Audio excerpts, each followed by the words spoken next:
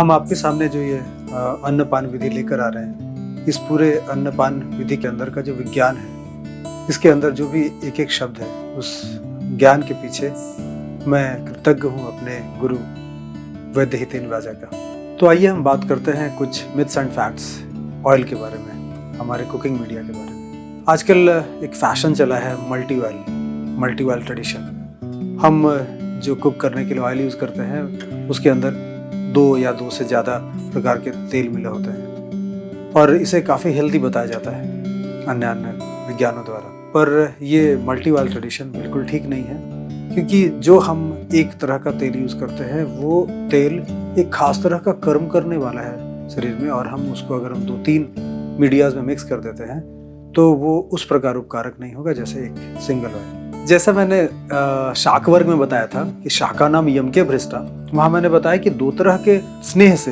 हमें शाक को पकाना चाहिए। वहाँ 2 तरह के स्नेह हैं, 2 तरह के तेल नहीं है। ऐसा नहीं कि हम सेसमे ऑयल और कैस्टर ऑयल को मिक्स करके हमें कुक करना चाहिए। वहाँ 2 तरह का स्नेह, यानी एक तेल और एक घृत, कुछ इस ढंग का 2 तरह के अलग अलग क्लास के स्नेह हम मिलाकर पकाना सही है शाकों को। पर हम यहाँ बात कर रहे हैं मल्टी ऑयल की, ये ट्रेडिशन सही नहीं है। साथ ही मैं ये बता दूं कि जब आचार्यों ने बात किया सिर्फ इन 3 ऋतु के अनुसार 3 तेलों का, तो साथ ही कुछ और भी तेलों के नाम लिए, पर वे तेल उतने प्रधान नहीं है। सिर्फ इतना बताया कि उनके जो फल के गुण हैं उन्हीं के अनुसार उनके तेल के गुण होंगे, पर कई सारे तेलों के नाम नहीं लिए जो हम सामान्यतः उपयोग करते हैं। आज हम कपास का तेल, गुजरात या उसके आसपास के क्षेत्र में सबसे ज़्यादा जो यूज़ करते हैं कपास का तेल। साउथ इंडिया में कोकोनट ऑयल या फिर कई जगह ग्राउंडनट ऑयल, सिंघी तेल, मूंगफली का तेल हम ये यूज़ करते हैं। ये कहीं नहीं शास्त्रों में लिखा गया। तो ऐसा थोड़ी ना था कि ये तेल का पता नहीं था या ये नहीं समझते कि ये तेल नहीं हो सकते, पर जो हमारे स्वास्थ्य के लिए, हमारे अनुवर्तन के लिए उपयोगी हैं वही सिर्फ आयुर्वेद सम्मत है, बाकी आयुर्वेद सम्मत नहीं है। तेल के बारे में एक और वैज्ञानिकता मैं बताऊं, हम चाहते हैं कि कुछ अच्छा खाएं। आज हम समृद्ध हो गए, हमारे पास पैसा है, तो हम महंगी तेल जाकर खरीदें, ऑलिव ऑयल या फिर कुछ और कैनोला ऑयल, कुछ ऐसी महंगी तेल, ये जानकर कि ये हमारे स्वास्थ्य के लिए अच्छा है। क्योंकि हमारे आसपास ऐसे भ्रामक प्रचार हैं कि ये हृदय के लिए अच्छा है, ये कोलेस्ट्रॉल के लिए अच्छा है, ये इसके लिए अच्छा है। पर मैं बताऊं कि ऐसा करना ठीक नहीं है। क्यों? क्योंकि तेल को पचाने के लिए जो शरीर में एंजाइम्स बनते हैं, वो एंजाइम्स एक खास तरीके से बने हैं कई लाखों सालों में। मेरे माँ बाप हमेशा सरसों का तेल खाए, उनके माँ पिताजी, उनके पूर्वज भी सरसों का तेल ही खाए। वर्षों से वो सरसों का तेल ही खा रहे थे, कई सारे पुश्तें सरसों के तेल खाई, और सरसों के तेल खाते खाते धीरे धीरे शरीर के अंदर एक इपिजेनेटिक्स नाम का प्रक्रिया है, जहाँ पर जीन्स में कुछ ऐसे चेंजेस आते हैं और उसके कारण वो उसके एंजाइम बनाने लगे। क्योंकि एंजाइम आपको पता होगा प्रोटीन है, प्रोटीन आरएनए से बनता है, आरएनए डीएनए से बनता है, यानी जेनेटिक मटेरियल से ही अल्टीमेटली एंजाइम्स बन रहे हैं। तो कौन व्यक्ति किस ढंग के एंजाइम्स शरीर में बनाने में सक्षम है, ये इस बात पर डिपेंड करता है कि उसके पूर्वज किस ढंग के आहार ले रहे थे। तो हमारे पूर्वज अगर सरसों का तेल ले रहे थे तो हमारे लिए सरसों का तेल ही उपकारक है। हम ज़्यादा खर्च कर सकते हैं तो हम ऑलिव ऑयल ले लें, ये सही नहीं है। हम आहार उपयोगी वर्ग में, जैसा शुरू में कहा है कि इसमें मुख्यतः 2 तरह की चीज़ें हैं, एक तेल और दूसरे प्रक्षेप द्रव्य। तो हम प्रक्षेप द्रव्य की बात करते हैं। प्रक्षेप द्रव्य यानी क्या? भोजन बनाते समय, भोजन कुक करते समय हम जो चीज़ें उसके ऊपर से ऐड करते हैं वो प्रक्षेप द्रव्य कहे जाते हैं। यानी जो अन्न के 5 और पान के 5, इनको छोड़कर हम जो चीज़ें उसमें मिक्स कर रहे हैं वो प्रक्षेप द्रव्य है। इन प्रक्षेप द्रव्यों में जो सबसे प्रधान द्रव्य है वो है शुंठी, यानी सोंठ, ड्राई जिंजर। ये सोंठ किस लिए प्रधान है कि सोंठ का जिस ढंग का कार्य है, इसके गुणों की हम चर्चा करें तो एक पूरा बड़ा वीडियो लेक्चर बन सकता है, पर मैं शॉर्ट में आपको बताऊं कि ये सोंठ आपके आहार के पोषक तत्वों को महत्तम मात्रा में उससे निकालने में सक्षम है। आप देखेंगे घर में जो प्रसूता होती है, जब प्रेगनेंसी के बाद, डिलीवरी के बाद उनको सोंठ का गुड़ और सोंठ का हलवा आदि खिलाया जाता है। ये इसलिए क्योंकि उस समय अग्नि मंद है और फिर भी शरीर के धातुएं जो क्षपित हो गई हैं उसके बाद उसको महत्तम पोषण देना है। ऐसे में हमारे जो बूढ़ी माताएं, दादी अम्मा का ये नुस्खा है कि उनको सोंठ खिलाया जाए। ये शास्त्र सम्मत है, सूंठ आपके आहार से महत्तम मात्रा में पोषकांश को निकाल के शरीर तक पहुंचाने में सक्षम है। अगले प्रक्षेप द्रव्य में जाते हैं, वो है मरीच। मरीच यानी गोल मिर्च या काली मिर्च, ब्लैक पेपर।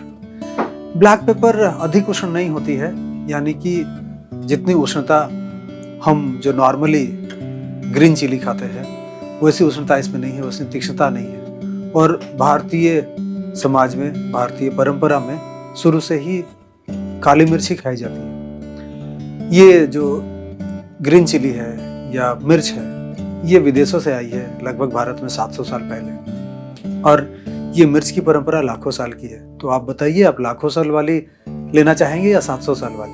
तो ये काली मिर्च छेदन है, शोषण है, दीपन है। छेदन यानी ये आपके कफ को पतला करती है, शोषण यानी धातुओं को, मलों को सुखाती है, और दीपन है यानी अग्नि को बढ़ाती है। अगले प्रक्षेप द्रव्य में जाते हैं और वो है हींग, जिसे इंग्लिश में एसाफेटिडा कहते हैं। ये दीपन है, ये कोष्ठ के स्तर पे ही कार्य करने वाली है। तो कोष्ठ में दीपन और पाचन करती है, रोचन करती है, यानी कि अन्न में रुचि बढ़ाती है। साथ ही साथ ये शूल प्रशमन है, यानी कि अगर उदर में, पेट में दर्द हो तो ऐसी अवस्था में ये उत्तम है ही। अगला जो प्रक्षेप द्रव्य है, उस अगले कुछ प्रक्षेप द्रव्य में हम लोग सॉल्ट्स को देखेंगे, नमक को देखेंगे। इन नमकों में जो पहला स्थान आता है वो है सेंधा नमक का। सेंधा नमक का प्रधान होने का कई सारे कारण हैं, पर मुख्यतः हम 3 कारण आपको बताते हैं। सबसे पहला ये अविदाही है। लवण मुख्यतः थोड़ा विदाह उत्पन्न करता है, पर सैंधव लवण, सेंधा नमक ऐसा है जो विदाह उत्पन्न नहीं करता, किसी प्रकार का जलन उत्पन्न नहीं करता। तो आजकल समाज में लगभग सभी लोग एसिडिटी आदि रोगों से पीड़ित है। ऐसे में जो आप नमक प्रयोग करते हैं उसके जगह सेंधा नमक का प्रयोग करना आपके लिए उत्तम होगा। ये त्रिदोषज्ञ है, तीनों दोषों को शमन करने वाली है। सामान्यतः लवण ऐसा नहीं होता, लवण थोड़ा क्लेदकारक होता है, इस कारण से कई सारे दोषों को वो बढ़ाने वाला होता है, पर सेंधा नमक के साथ ऐसा नहीं है। ये त्रिदोष शामक है, त्रिदोषज्ञ है। साथ ही साथ ये चक्षुष है, आपके आंखों के लिए अच्छा है। तो इन 3 कारणों को भी आप समझे तो आप समझेंगे कि सेंधा नमक आपके लिए सबसे अच्छा नमक है। इसको बेस्ट सॉल्ट माना जाता है आयुर्वेद में। कई सारे और नमक बताए, पर हम जो आप सामान्यतः प्रयोग करते हैं उनकी ही चर्चा करेंगे। काला नमक, ये हर घरों में लगभग प्रयोग किया जाता है। ये काला नमक विबंधज्ञ है, मतलब कोष्ठ में अगर विबंध है, अगर कब्जियत की स्थिति है तो उसको खोलने वाला है, और ये उद्गार की शुद्धि करने वाला है। अगर किसी को डकारें गलत आती हो, गलत का मतलब कई तरह के गलत हो सकते हैं। एक तो जैसा आप भोजन लेते हैं उस ढंग की डकारें आए, या फिर खट्टी डकारें आए, या ज़्यादा डकारें आए, वो शुद्ध ना हो, उसके अंदर कोई स्वाद हो, तो ऐसे में उद्गार को शोधन करने वाला, उद्गार को साफ करने वाला ये काला नमक होता है। तीसरा जो सामान्य प्रयोग में आने वाला नमक है वो है समुद्री नमक। समुद्री नमक रोचन होता है, यानी भोजन में रुचि बढ़ाने वाला होता है। पाकी होता है, भोजन को पाक करने वाला होता है। संरक्षण होता है, यानी मलों को उसके मार्गों में आगे बढ़ाने वाला।